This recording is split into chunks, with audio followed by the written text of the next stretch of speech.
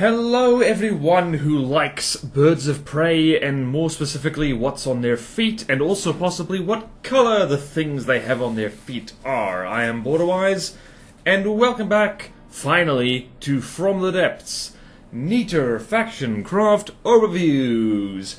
First off, I would like to apologise for the delay on this video. This took a lot longer to prepare for than I thought, because I wanted to be sure that I could demonstrate, not just tell you, demonstrate at least one way how to beat the nastiest things of this faction, and this faction being the Grey Talons, the second to last, and supposedly the second hardest of the 7 factions of Neater. Now, as of right now, pre the big end of November 2024 update, hello to you, those people from the future who are watching this after that date, the Grey Talons are not the second scariest faction in this game. These guys are the scariest factions in this game. As far as I'm concerned anyway. They're scary as hell. This is where the Neater campaign genuinely gets very difficult. So all the other factions we've covered before, like everything from the Deepwater Guard all the way to the Steel Striders, it's pretty manageable. Like the Twin Guard is annoying as hell, but they have clear counters built into their very faction style. The Grey Talons are where things get really meta, and the fun is kind of over. So these guys are all about airships and thrustercraft, the distinction of which is a little bit elementary, honestly. Supposedly, airships are the things that stay aloft with propellers, and thrustercraft are the things that stay aloft with thrusters. The actual difference between the two is, like, I don't know, it's cosmetic mainly, so I tend to use the term interchangeably. The thing we're looking at right now, the Adrastos, I believe, let's see, where are you? It's called an airship, but as you can clearly see, what's keeping it up in the air is thrusters. It's held aloft with jets, so I don't know. Definitions are hard. And literally all of their stuff flies, and it flies in ways that'll make you very sad. But before we get into that, we should probably talk about the map. We are currently in the Great Talon neck of the woods, which is over here on the eastern side, the northeastern side. The Scarlet Dawn are over here, the Steel Striders over here, and this is where the Grey Talons hang out. Now, you will notice two things about this particular corner of the map. There's a lot of islands. There's also a rather irritating mix of very deep water and bumpy underwater terrain, and also some pretty shallow water, like right here, specifically for your submarines to run into. So this territory isn't quite as hostile to submarines as the White Flares and the Lightning Hoods corners of the maps are, but nonetheless, this is a bit of a risk for you. If you're wanting to hide on the seafloor like an absolute coward, and frankly I don't blame you, cowards often make better fighters. And yeah, there's got lots of really spiky islands around this part of the map, so again, this is playing in the favour of the Grey Talons. Their stuff flies straight over obstacles like this, and your stuff might not fly over it if your stuff does not fly. So, we should probably talk about the faction characteristics. If you do not like fighting flying bricks too bloody bad, flying bricks are the whole point of the Grey Talons. Heavily armoured, fast airships, frontsiders, broadsiders, melee craft, cram rushes, and just it's a rough time, especially if you're not ready for it. So all of their craft, and I really do mean all of them. There's not that many compared to other factions. The Steel Striders have way too many craft to keep track of, but the Grey Talons have a nice small selection, but pretty much all of their craft are some combination of fast, heavily armed, heavily armoured, or they spawn in nukes. So yeah, the Steel Striders, they have their sub-vehicles, and that's cool. The Twin Guard, particularly things like, where was it, the Alarmed? I can't even see where the Alarmed is. Where the hell are you? Let's go back to alphabetical order. There you are. There's the Alarmed. They like to spawn nukes, but my goodness, the Grey Talons, oh, they've got a bunch of nuke craft, and we'll get to those in a little bit. So, one thing to note, and I'm going to spawn in, where is it? Let's see. Let's spawn in the Extinction, because the Extinction is fun. I spawned that in on the wrong team. My bad. Alright. So, alright, well, I'm demonstrating the nukes. I should mention I'm friggin' sleep deprived and I cannot brain. Huh. So, a lot of their scarier stuff does not have LAM systems on it. I believe, if I'm not mistaken, that the Extinction is one such example of this. It just has a monster particle cannon in it. But yeah, not all of their stuff has LAMs. It's not always a very scary LAMs, which is something that can play to your advantage, because it means that they are more vulnerable than other big scary craft to large APS shells. And I mean large APS shells specifically, not crams, because they tend to dodge them, not missiles, because a lot of their craft has pretty decent missile defense. These guys love interceptors. It's freaky how much they love interceptors. Case in point, there they go.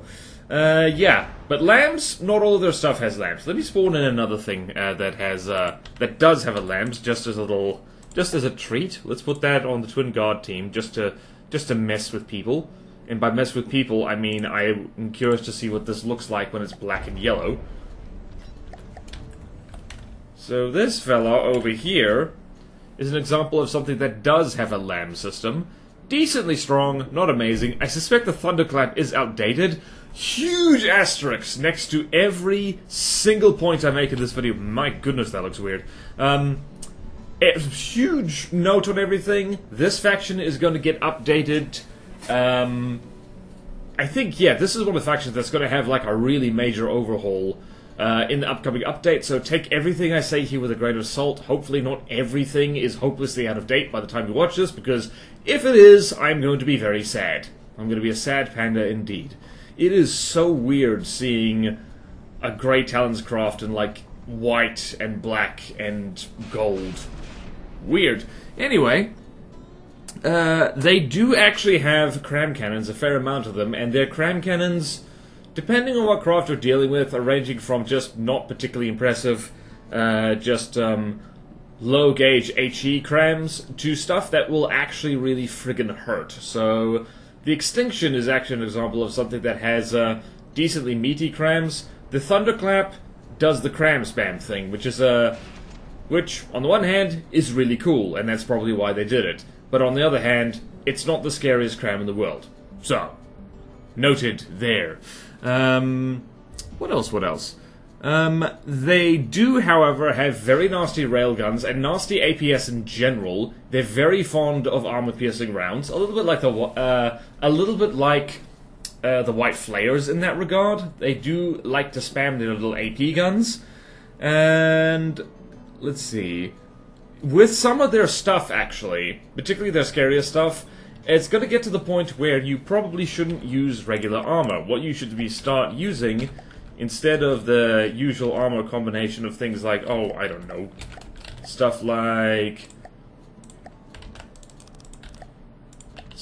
this for your internal Citadel armor, so all your AI and squishy bits is on the other side of this. Pretend this is the side of a ship.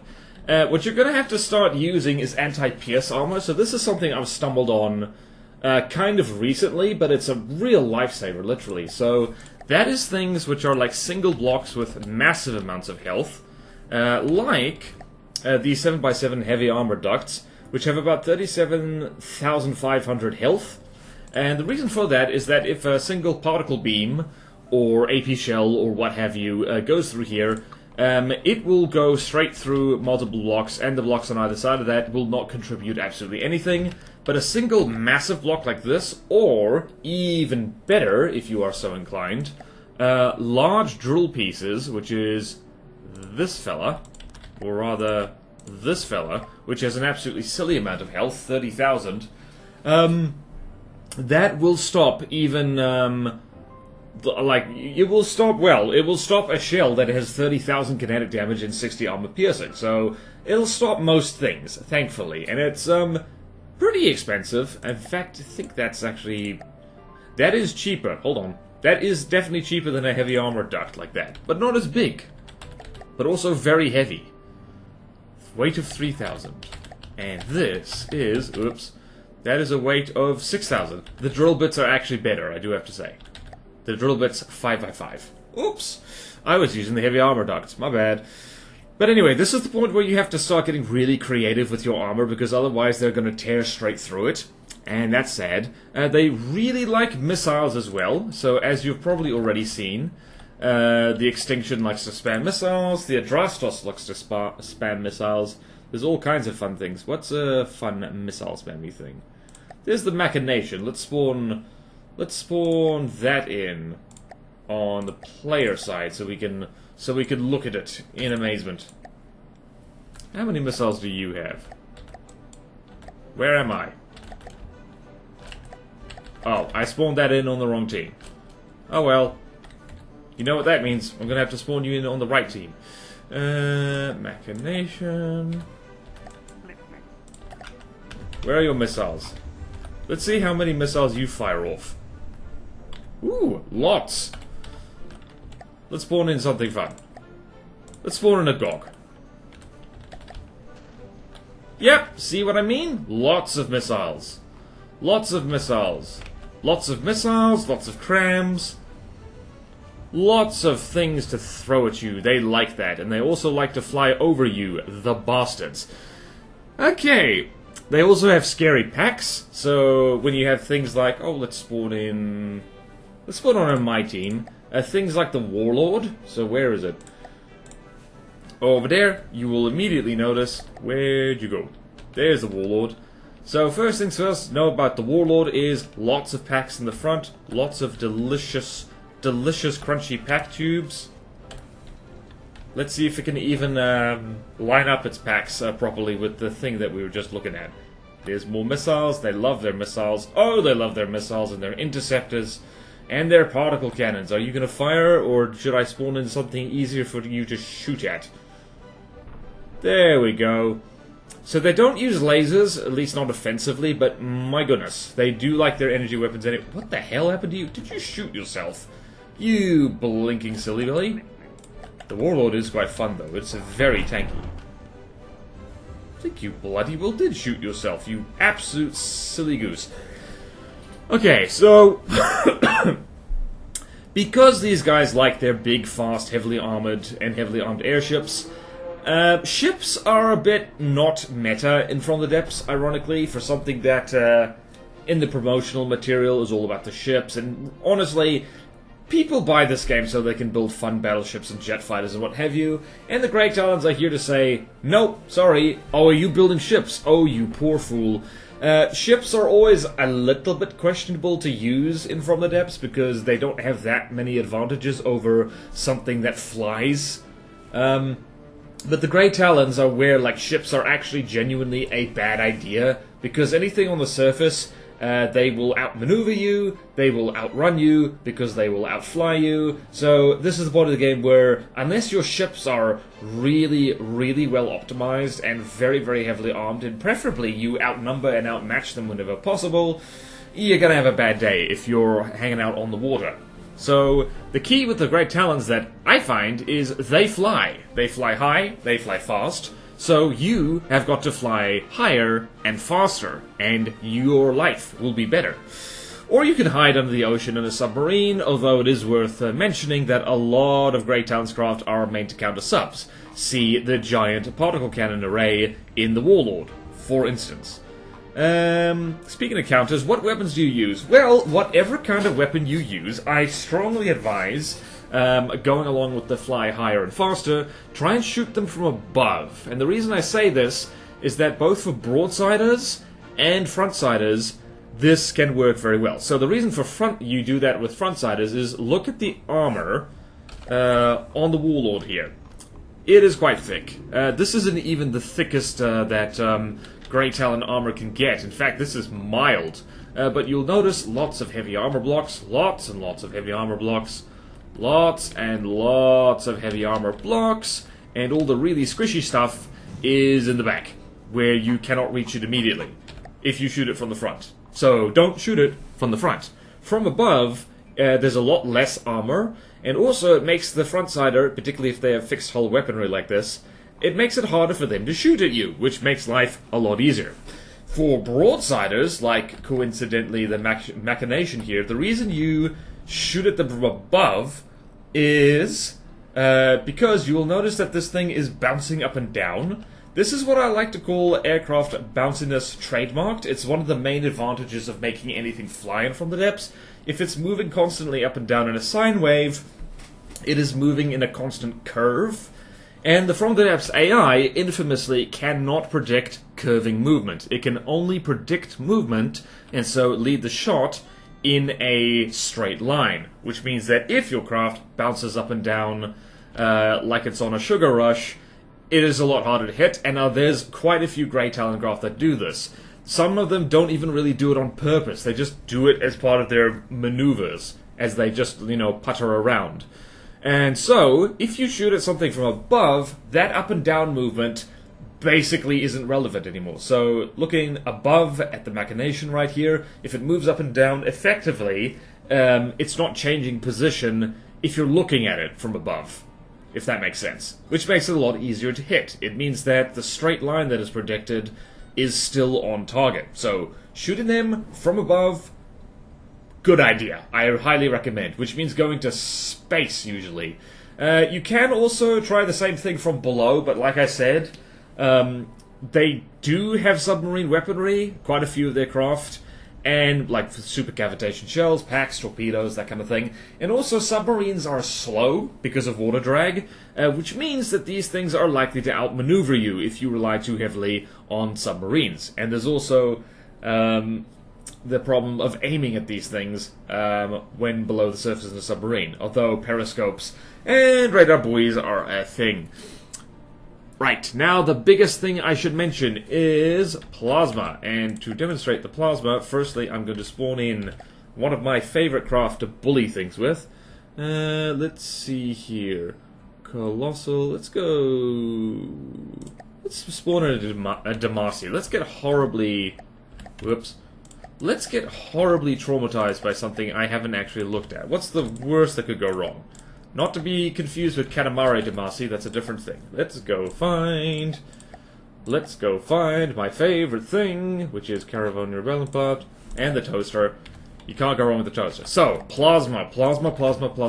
This faction, and one particular craft within said faction, is the whole reason that plasma was added to the game at all, because of their rubbish heavy armor spam making life very difficult. So, plasma is literally made to counter these bastards because they like compact builds and heavy armor and that kind of thing. That is a big gun. Not big enough, however. Yep. So you see just how this the purple plasma toaster is mauling this thing. It's not even the scariest plasma gun possible. How are we doing? We've lost 1% health. No problem. Real thick blocks of heavy armor. Oh, this is a perfect demonstration. Well done, me. Complete accident. Does also depend on whether that gun helps. Also, shooting at it from a slight downward angle. Plasma loves shooting at things from a downward angle. Makes life easier. You hit them in weak spots. And, again, the up and down movement. This thing isn't really doing up and down movement. But yeah, uh-oh. How's the toaster doing? The toaster is doing just fine, by the looks of it. Yes, toaster is doing fine. There is no panic. There is no panic. The toaster is winning. But if for whatever reason you're not in the mood to use plasma, there is always APS. Like, APS is literally always an option. Yes, take a swim, you bastard. As for the kind of APS, this is where railguns really start to come in handy. Particularly, like, big armor-piercing railguns.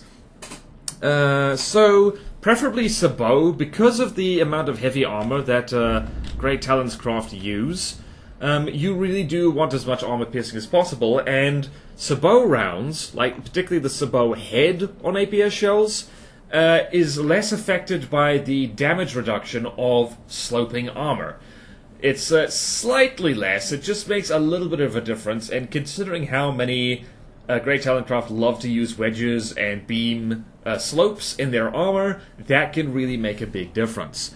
Also, if you don't want to do that for whatever reason, high AP hollow points actually can be weirdly effective because hollow points don't care about the angle of the armor they hit at all. So they can, from certain angles, be like not better than Sabo, but more damage efficient, you could say, because they don't lose any damage. So like what the Megalodon's packing. However, I would recommend using such things on their smaller craft to make life easier, and not on their bigger stuff because it's just too block heavy. Yeah. Since they don't always use lambs, by the way, you can spam perhaps more high payload shells at them, so let me demonstrate that, actually. That'd be fun. That'd be fun. Let's just make an invincible... what do you call it? So let's have... what should we have? Let's have... what should we have? Hold on, first we go over here. Where's the trebuchet? Trebuchet is here. Trebuchet is probably not going to win, but it's worth showing because its shells are pure HE, and Great Talons craft don't often know what to do with pure HE. Let's spawn in the Demacy. So that kind of shell, which will not actually see much use against things like the Twin Guard, or the Steel Striders, because lambs will eat this alive. Anything that doesn't have a lambs is absolutely at the mercy of high velocity APS like this. I think the Trebuchet might actually win this, who knows? Depends on what that gun does. Hey, what'd that gun do? I didn't even check to see what kind of shell this fires. Is that an armor-piercing shell? It is an armor-piercing shell. The Trebuchet's not going to win. The Trebuchet is going to explode. But do note that the Demacy... that the Demacy is actually not doing incredibly well, I do have to say. Not as well as it should be doing. So yeah, replace those HE shells with Hesh, and this thing is going to have a really bad day. Or you could just brute force it with HE, which is not something you can do always at this point of the game. Okay. Right, so you can also set them on fire, because there's a fun thing with a heavy armor, and which I will demonstrate to you right now. Heavy armor has very high fire resistance. It has about 60. However, it is flammable, so about 25% of its, I forget how that works actually, 25% of its health, I'm gonna say? I forget this. Basically, when a heavy armor block is destroyed, it adds a little bit of fuel to the fire, which means that a very high intensity flame, like what you can do with a cram cannon, what you can do if you really pile on incendiary rounds with advanced cannons, or if you just have a stupidly high intensity laser, like really stacking on the frequency doublers Lightning Hood style, you can actually burn Great Talons craft pretty efficiently. It has to be high intensity flame though, and you can melt them. It's really fun. I highly do recommend. I am told, by the way, that cram cannons can work well against certain Great Talon craft on slow ships, because there are some Great Talon craft, and we'll get to them, which like to get close and like hover near you or over you, which is exactly the wrong distance for you to sit if you want to dodge cram cannons. I am not keen to test this because I hate building slow craft, and the funny thing about cram cannons is that a lot of Great Talons craft are really fast. So let's look at this thing, for instance, the Buteo. And if I spawn in, let's spawn in something that has, where is it? Let's spawn in the Morningstar, that's fun. The Morningstar has crams. The Buteo moves too fast for crams. Whee! Especially like evasive frontsiders like this. Let's actually see. Yeah, the Morningstar is absolutely going to get clobbered. Whee! That gun is hilarious because of how it is just slung underneath like an afterthought. And let's see if this cram cannon goes anywhere. Nope. That is why I do not recommend bringing crams along with the Great Talons. There are some craft which are great to shoot at with crams. There are a lot of craft which are not great to shoot at with crams at all. Admittedly, the Morningstar does not appear to have the best kind of crams, but case in point, the muzzle velocity is the same. I would not recommend using crams against these guys. Particle cannons, on the other hand, this is endgame, big, expensive stuff, where you throw up your hands and say, screw it, I just want to hit you. So Doom particle cannons, so especially Alpha Strike ones, like what you see on the Twin Guard Gravitas, that can work very well. You just have to fully commit and figure out a way to power the bloody thing and protect it between shots. That is the whole thing itself. Duct and drill armor is your best friend. And nuke spawners. There are a bunch of craft which spawn nukes. We should probably spawn in the extinction. Let me demonstrate. So, what do we got here? We've got... Where is the extinction? The extinction is fun and cool, and we like to look at it. The extinction is over here. And then, I guess... I don't know, over here. Let's spawn in a lightning hoods thing. Let's spawn in... What's a plane? Wait, tell me that thing... No, that thing spawns too many small missiles. I don't like it. Do not like it. Quadruple, what is a nice thing? What is a thing that can... Does this have enough lasers? Yes, it does. Okay, cool.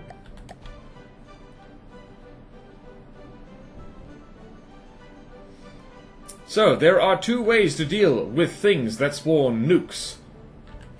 Number one is shoot down the nukes before they even get near you.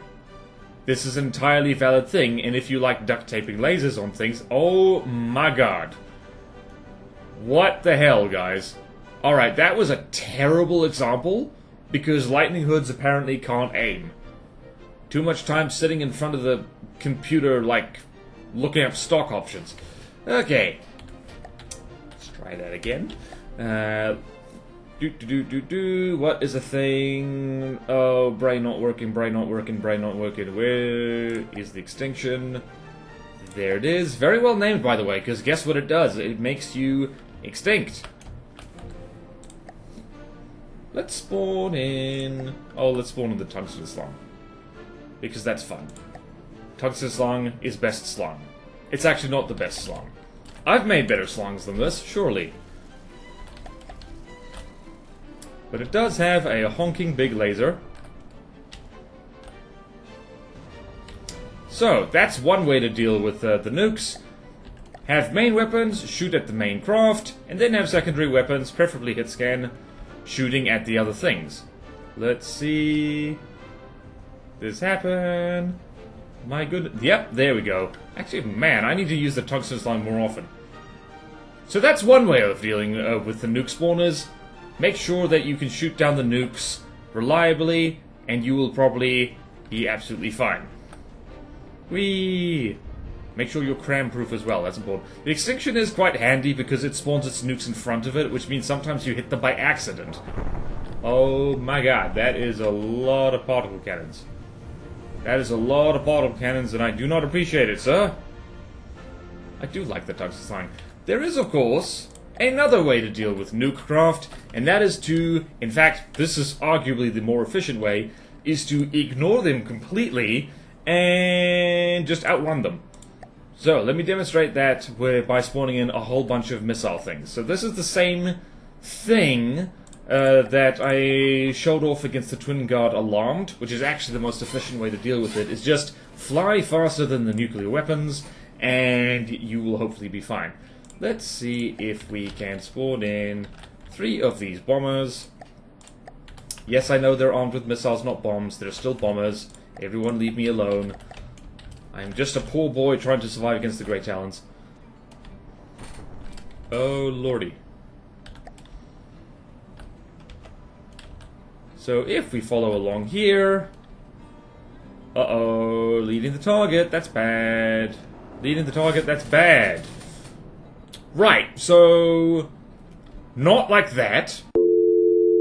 You get the point, though. Fly faster than the nuclear weapons or stay out of their range, or even hide under the water. Against the nuke craft, a submarine, which the ICBM, which, by the way, smallest craft that the Great Talons has, that thing cannot go underwater, unlike the Twin Guard nuke, which is extremely handy.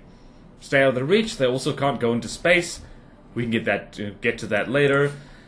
Now, craft to watch out for. There's a short but significant list. Broadly speaking, there's things that rush you and things that keep their distance. And so there's rushdown craft like, where is it? The Bombardier, the Flail, and the Hunter. The Hunter. Guess what the Hunter does? So let's have a look at these little guys. So these are examples really of the kind of craft. I'm not going to go over every single craft, but the Bombardier, no wait, is this little guy. This is really annoying because they're small and cheap, and if you forget to bring along decent lambs, these guys will really punish you for it because they fly right over the top of you and shoot you in the head with them cram cannons, which are, I'm guessing, not the most effective cram cannons. It is 3D Tetris in there, so there's something to be said for it. How much ouch do these have? Not a lot of shell health. Plenty of... ooh, yes, frags. Lovely frag guns. And then you have the Flail. This thing's quite fun, actually. This is one of my favorite Great Talon craft. Again, this is a cram rusher. And again, it will really punish you if you do not have enough active defenses to deal with this big frag HE cram that it has in here. This is quite fun Tetris. Not sure if it's effective Tetris, but it is quite fun. Let's have a look at how much ouch these have. That is the technical term. How much ouch does it have? Shell health, pathetic, just over 7,000. Plenty of explosive damage, plenty of fragments. But yeah, a decent lambs will take care of this no problem, so you better remember to bring one of those along. If you don't, well then, you deserve the pain that will land on you from a great height. And then you have this guy. One of my patrons on Patreon specifically requested I mention this thing, and here is the mention. The Hunter has basically no active defenses at all. You can cripple this thing with just missiles, and it's great. It does have, however, have a frickin' sword, or a harpoon rather, and it will melee your craft to death. Let's in fact demonstrate how it melees craft to death by spawning in a hapless victim. Yonder is the bulwark. Why did I spawn it so far away? I don't know. I'm gonna have to fill the time so long. Probably a great way to show off how these other things do, and also how fast this thing is. It goes at 94 meters per second. So the Hunter, and these kind of rushdown craft in general, is probably the main reason you should probably not use ships against the Great Talons, because they will literally stab you. Like this. It missed. That would have been so cool. Oh, well. Hey, right there, like, hey, that person who suggested using cram cannons, there, right there, is a reason to use cram cannons. God damn, the Hunter, like, you were all set to do something. You know what? I'm gonna get you out of the water.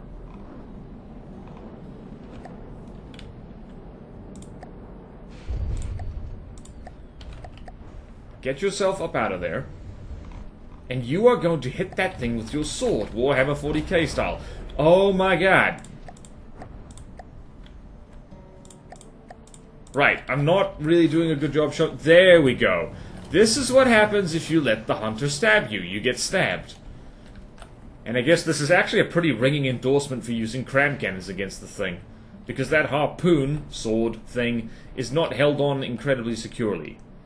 Come on, Bulwark. I'm actually quite enjoying seeing the Hunter get mauled, actually. Kablooey! Whee!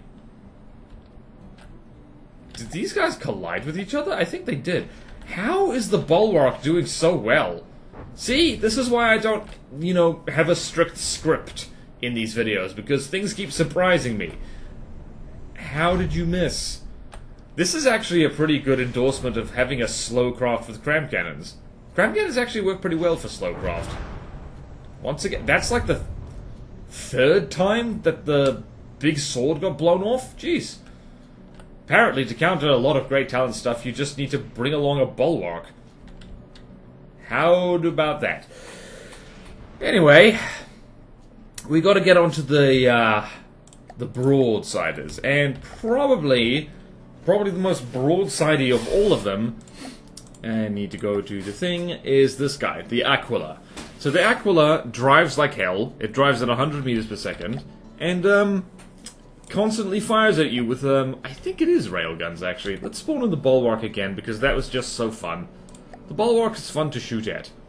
There you are. Whee! Let's go hang out on the Aquila. The Aquila is fun. The Aquila is fun. That is an armor-piercing frag shell. That's gonna really hurt. And yes, indeedy, that's a railgun. It's quite cunning design, this. It's, basically got turrets sandwiched between two hulls. Ah, the bulwark is absolutely getting mauled. No way this has a lambs. No, it doesn't. It has Seawiz. Did I mention that? Great Talons has pretty good Seawiz as well. Basically, take the Steel Striders, make them into meta airships, and add a lot more heavy armor, and you've got something like what the Grey Talons are doing. So yeah, this thing, scary, and by the way, you will notice that it is constantly adjusting its altitude.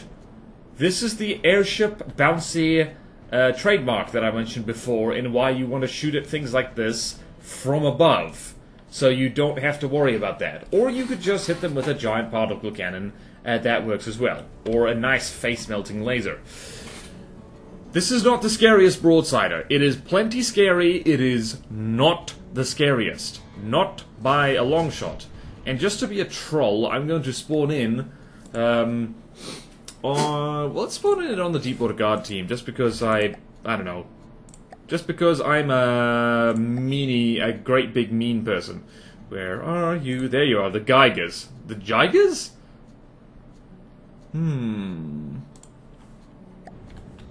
This guy is... Alright, so you remember the Steel Strider's Baskin Shark? And how horrible its huge remote-guided missiles are?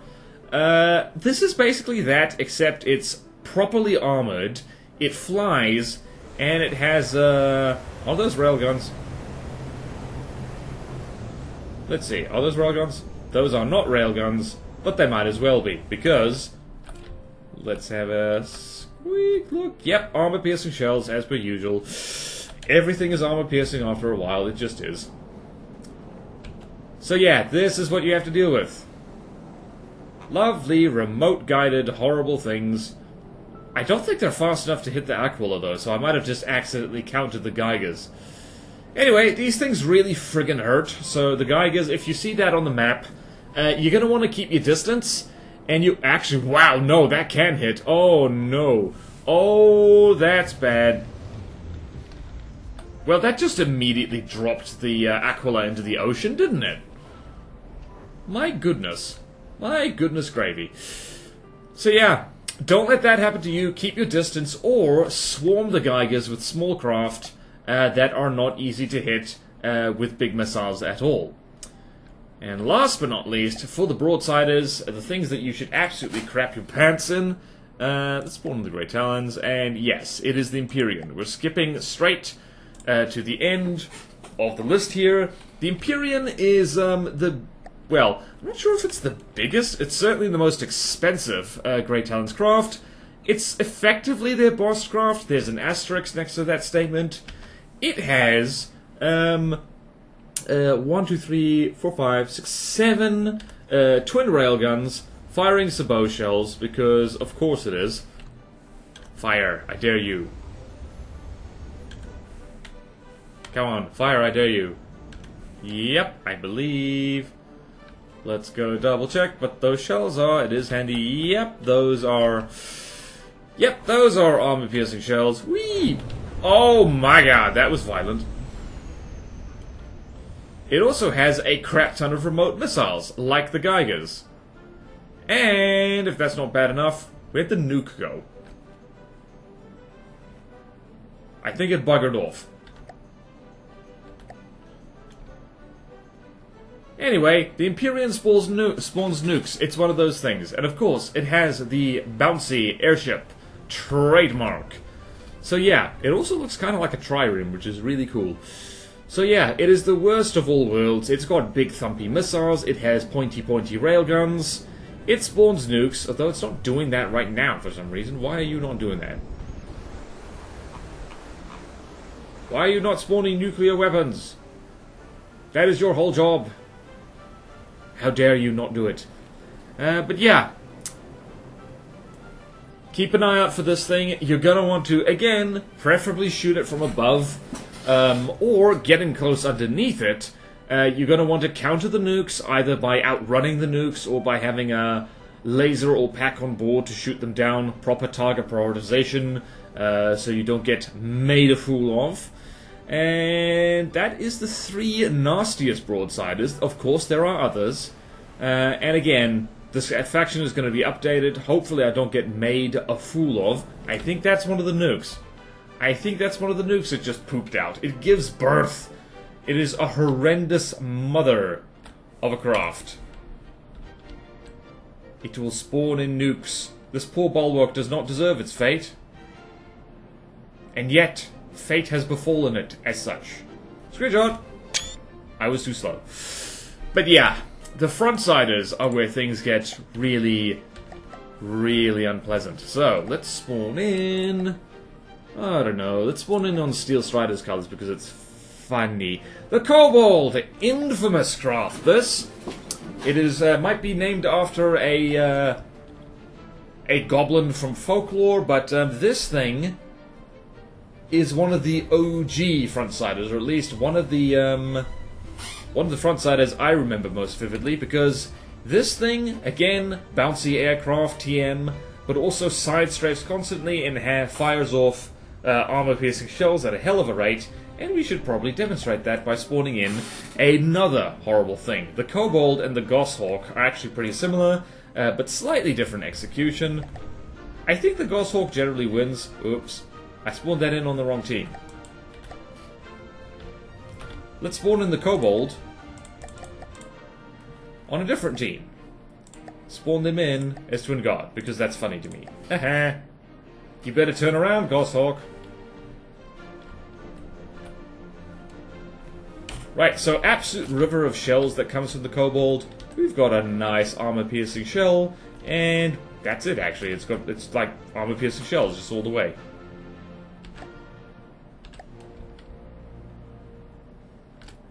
And the Goshawk has a honking big railgun on it, because of course it does.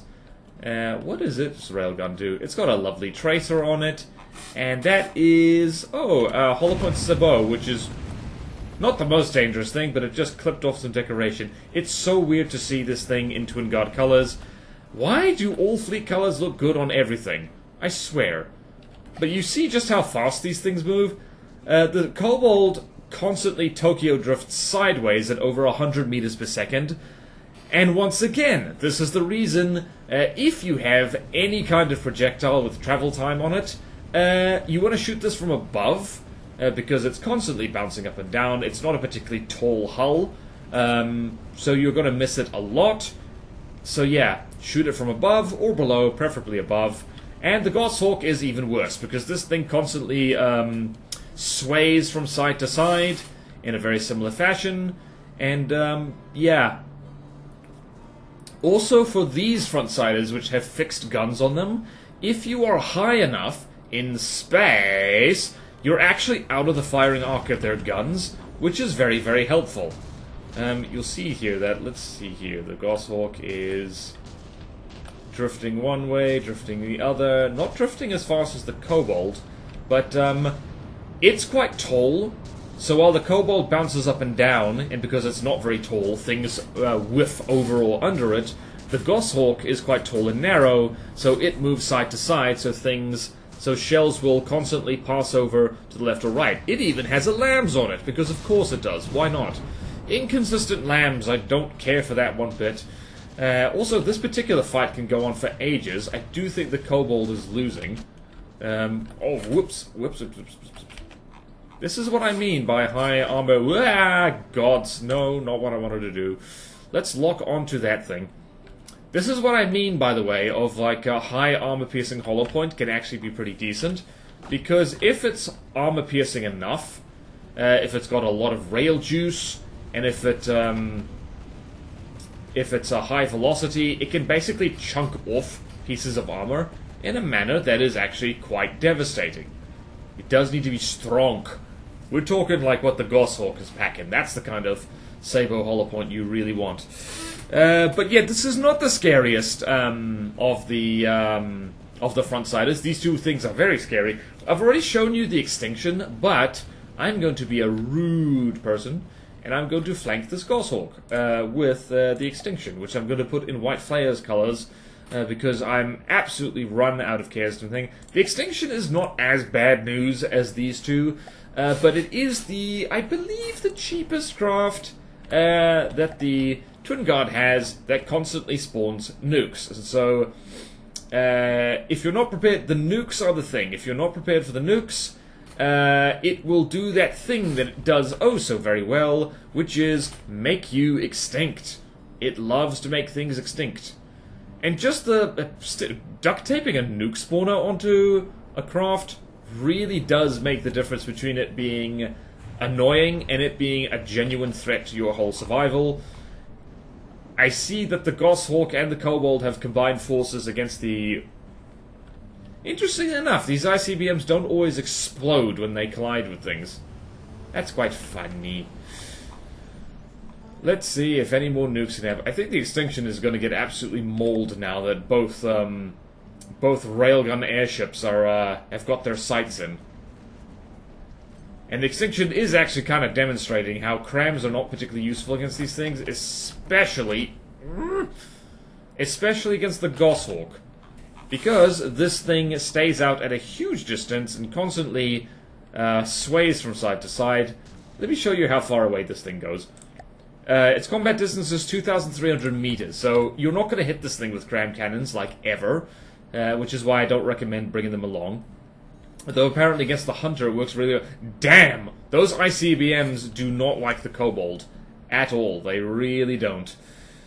But yeah, these are not the scariest frontsiders. The scariest frontsider of all, and the whole reason that this video was delayed for so long, is this bastard. It's the Pyre. Now, the Pyre is... I think it genuinely is the most frightening craft in the Nito campaign. I have tested this against pretty much every other godly craft. It beats all of them. And I really do mean all of them. So, testing it against the Scarlet Dawn craft, it beats the Singularity, it beats the Event Horizon, it beats the Gravitas, it beats the Hypernova. Testing against other testing against other Great Talons craft, it beats the Empyrean, despite costing 400,000 materials less. It beats the Gravitas, because it sneaks nukes behind it. It beats the Megalodon, easily. It beats Lightning Hood's craft. It beats, it beats pretty much everything else. And so this is absolutely the most frightening craft in the whole of Nito, because it's just so heavily armored. Like, all this is heavy armor wedges, so this thing is not immune to kinetic shells, armor-piercing shells, but it's about as immune to kinetic shells as you can possibly get.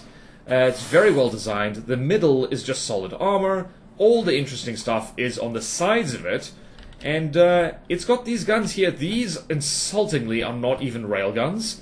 They're just gunpowder sabot, but they actually do a really good job. They're just high-gauge, reasonably fast-firing sabot, and the extinction is probably going to murder all of these things, unless something else happens. It also has little particle cannons down here to swat enemy nukes. Actually, I think it just did that. No, it didn't just do that. It also has way too many interceptors, like way too many. I think that was one of the that's one of the Pyre's nukes that just tickled the Kobold. Actually, getting them all to fight like this is really fun. Yeah, so I always knew this thing was scary. I even did a Most Wanted on it back in the day. However, I think I underestimated this thing even back then. Because I've had a real devil of a time making anything that can take the Pyre on one-on-one. Basically, this thing is so scary that if you have ever watched my Weird and Wonderful series, you'll know that I've used scary crafts sometimes. So, like the BBS 5th Season, or the Great Filter, and the Pyre beats both of them. So this is a craft restricted to the Nito build rules that can beat workshop craft that do not have to follow those rules and in fact break them on purpose. So, yeah, incredibly scary. This is the thing which, if you see it approaching you on the map, that is the time to have a change of pants. And this craft specifically, I believe, was the reason that plasma was added. I seem to recall hearing that somewhere, simply because of all this horrible heavy armor wedge spam. This is the brickiest of the flying bricks. So you gotta plasma it. I hear you can cram it as well, but I don't like to risk it. So, in honor of the fact that this video has been so delayed, let's see if we can actually beat the Pyre one-on-one with the craft I made, which doesn't even have a name, unfortunately. Try and come up with a name in the comments. Why not? So yeah, this took me a long time to build, unfortunately. A long time to figure out, actually. Like, in theory, like, describing how to beat the Pyre is not hard. Actually building the thing is quite difficult, and I didn't quite succeed. This thing is more expensive than the Pyre. And of course it depends how a little bit on RNG, because I didn't build this thing very well. That is a honking big plasma gun. It is underneath where it can get shot at, so if the Pyre does not manage to destroy the plasma barrels, we are in good shape. If it does manage to do that, we are in deep trouble. And this is actually illustrating a few of the things I was talking about earlier. You will notice that the underside of this thing is basically heavy armor ducts, and admittedly, drill bits would have been a lot more effective. And it's got a honking big plasma thing. Just to show you how big this plasma gun is, it's pretty damn big. That is as big as you probably ever want to make a plasma thing, because it is 1.6, almost 1.7 million materials. It is a lot. But it's worth it, because it will tear big chunky pieces off the Pyre from above. And because it hangs out in space, ICBMs can't reach it. They head into space, they get stuck, they are too high, their scuttle settings kick in, and eventually they will despawn. Let's see how my boy is doing. It has lost 2% health. The Pyre has lost 3% health. This also depends partially on whether we get lucky and knock off this. The sabot guns are probably what people forget about when they think of the Pyre. These are actually one of the scariest bits on it, because they're nice, optimized, economical APS, not railguns, but they will absolutely repeatedly poke holes in you until you bleed to death, and I hate it. But you can see here, just, well, look at the damage numbers. We've done, we're heading straight to 2 million plasma damage, which is absolutely lovely, and because we're shooting at it from above, all these dozens of meters of heavy armor wedges we are bypassing, and we're heading straight into the juicy bits. We're heading into the turrets. We're heading into where there's lovely more turrets, jet engines, fuel, an AI compartment. Very, very nice. So yeah, shoot this thing from above. It's really mean. You're gonna have a bad time if you do not shoot it from above. Yes, we've disabled half the turrets. Yes, life is good. Life is good. And then you die. It looks like it's managed to snub a plasma barrel, though, so that's a pain in the butt. I don't know what to call this thing. The AI is easy. I renamed the AI and then did not save the thing. That is really embarrassing. Alright, so the curse of recording has not befallen me this day. Also, by the way, getting your stuff to Tokyo Drift constantly is a great way of making things miss, because there are a fair amount of shells which are just missing entirely, which is very, very handy. Okay then. So while we're shooting at the Pyre, demonstrating probably one of the better ways to deal with Great Talon craft, a note on the lore. I have no idea about the lore of these guys. The lore was retconned at some point to be completely different. I have not kept up on what the lore is supposed to be, and the lore is getting retconned again in the big upcoming update, so I have absolutely no idea. There's multiple tribes of Great Talons. They are scary as hell. They have scary things like the Pyre, and I'm gonna make up my own headcanon right here on the spot, or rather, I wrote it down earlier in my notes, so not on the spot.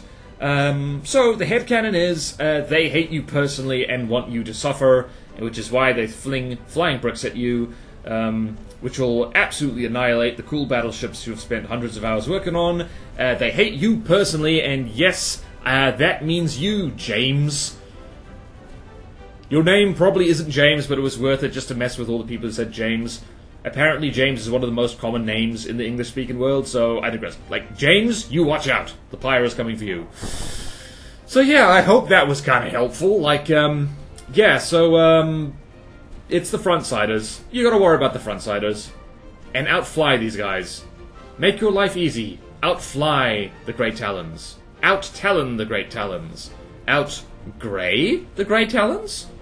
And don't forget your heavy armor ducts and drill bits. They will literally save your life. So, thank you all so much for watching. Please like, comment, and subscribe if you want to see more videos like this. Support me on Patreon or YouTube membership if you like. It really helps, and there's fun perks in it for you. Like, starting at $1 a month, an exclusive Patreon Discord where you can hang out with me and other cool people. We talk endless smack on the pyre in there. It's pretty good. Or complain about it. I mostly complain about it. Yeah, do subscribe to my other channels as well. Check me out on Twitch.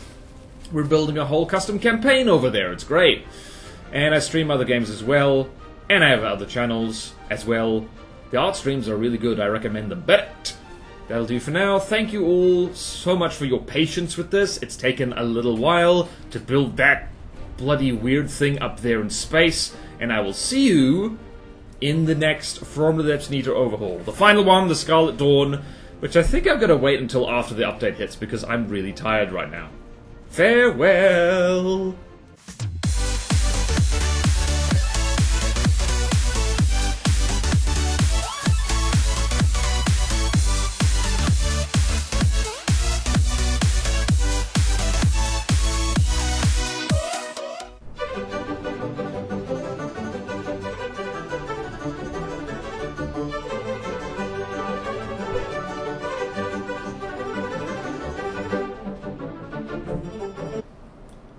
And kasploosh!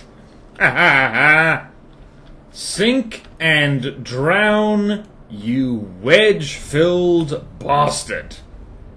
You shall not be missed.